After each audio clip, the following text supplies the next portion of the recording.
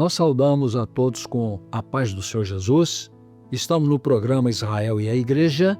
No episódio passado, estávamos discorrendo sobre a história de Moisés, que estava num diálogo com Deus. Então, nós damos continuidade lembrando que Moisés está diante de Deus, mas vamos fazer algumas considerações interessantes. Vamos falar alguma coisa sobre o tempo, porque quando Moisés esteve com Deus na sarça ardente, exatamente no momento que ele estava com o Senhor e continua, enquanto estamos discorrendo, essa passagem, Moisés está diante de Deus ali na sarça ardente. Ele tinha 80 anos, os primeiros 40 vividos como príncipe do Egito, e os seguintes 40 anos viveu como pastor de ovelhas, ficando para trás toda aquela notabilidade e prestígio egípcio, como se tivesse entrado numa espécie de ostracismo em relação ao poder do qual abdicou pela obra de Deus. Ao completar 80 anos, Moisés deveria se considerar estar próximo de sua partida, como ele disse no Salmo 90, o único que ele próprio escreveu, e expressa o seguinte tempo, lendo o texto bíblico: a duração da nossa vida é de 70 anos, e se alguns, pela sua robustez, chegam a 80 anos, o melhor deles é canseira e enfado, pois passa rapidamente e nós voamos. Salmos 90, verso 10. Portanto,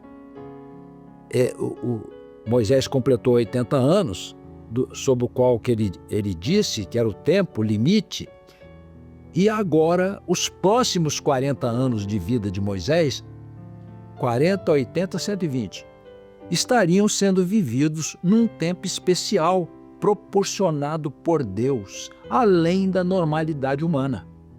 Deus estava ampliando o tempo de sua vida por mais 40 anos que seriam vividos exclusivamente sob sua ordenação.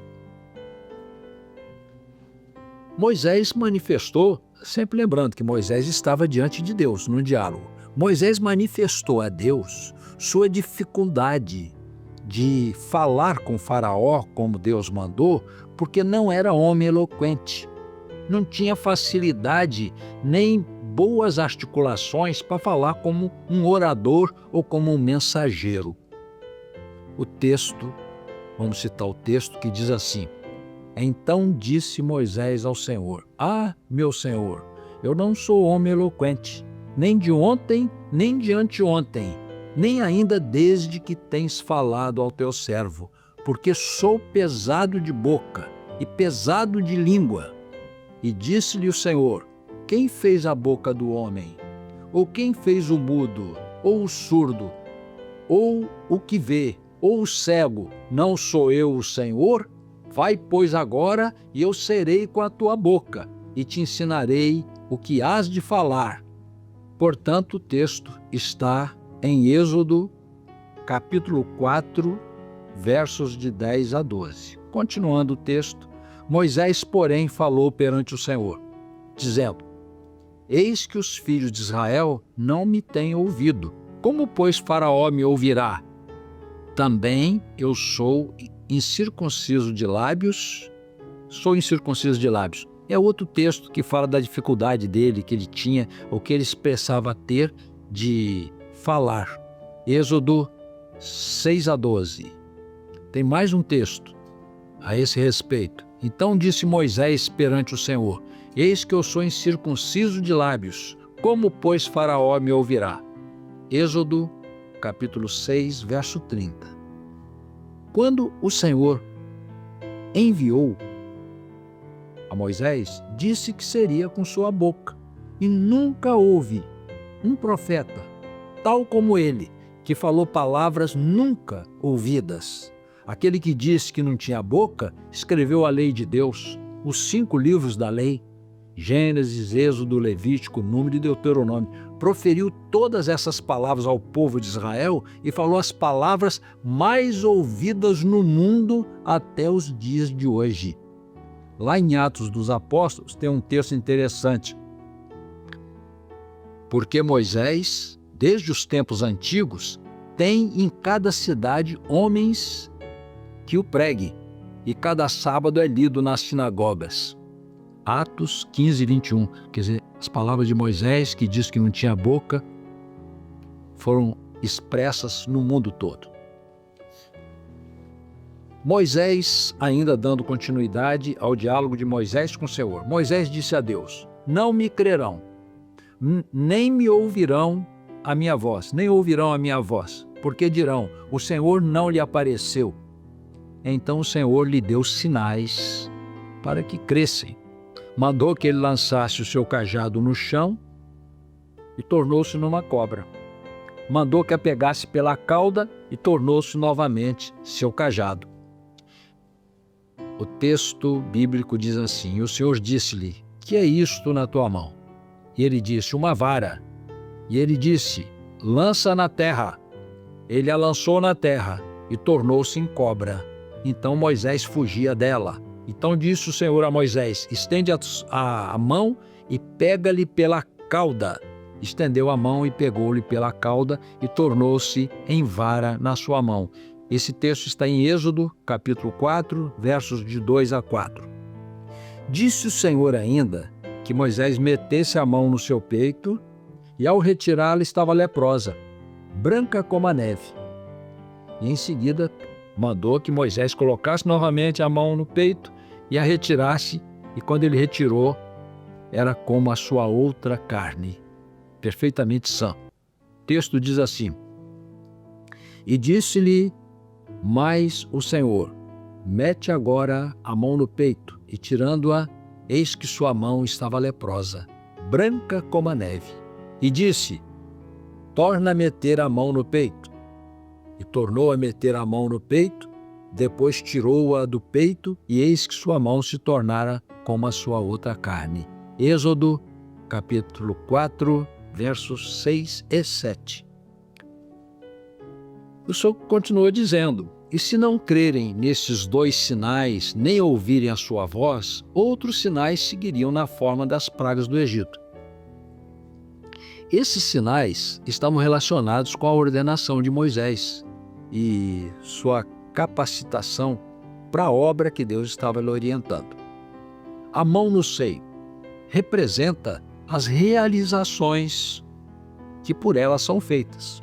Deus estava mostrando que Ele tanto opera epidemias como curas, tanto calamidades como milagres. A mão leprosa e a mão sã. A interpretação é que Israel, consumido pelo pecado, tipificado pela lepra, seria curado por Deus ao ser tirado da escravidão do Egito e levado à terra que mana leite e mel. E de outro lado, ele operaria as calamidades no Egito mediante as pragas. Como ele disse: tirarei o meu povo com mão forte e com braço estendido. Êxodo 6:6.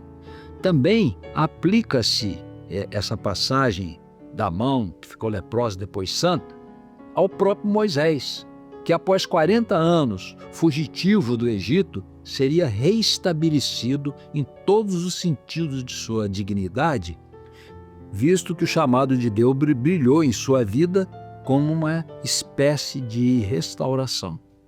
Dessa forma, o Senhor demonstra o seu grande poder, operando maravilhas com a sua mão forte para abater o poderoso Egito e como também para restaurar a Israel, e conferiu a Moisés essa autoridade.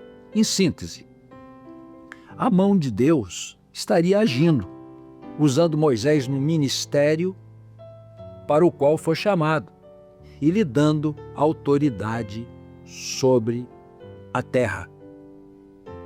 O cajado.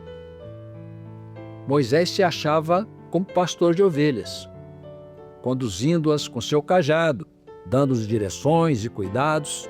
O cajado ou a vara representa a autoridade para o governo da obra que Deus colocou sob seus cuidados, ou simplesmente o governo sob a direção de Deus. Na presença de Faraó, a autoridade máxima do Egito, Deus mostrou a sua superioridade quando a vara de Moisés, transformada em serpente, tragou a vara dos magos dos egípcios. Conforme a história, os egípcios tinham a serpente como símbolo de soberania, que, segundo suas crenças, era uma espécie de deusa sustentadora do trono do Egito. Essa era a razão pela qual os faraós tinham adorno em forma de serpente em suas coroas, dando sentido de grande autoridade, suplantada por Deus quando o cajado de Moisés engoliu a cobra oriunda das ações dos magos. Nós vamos ficar nesse episódio, neste ponto. Ainda vamos continuar falando mais alguma coisa sobre Moisés, lembrando a importância desse personagem na história de Israel. Agradecemos a presença dos irmãos e nos despedimos com a paz do Senhor Jesus.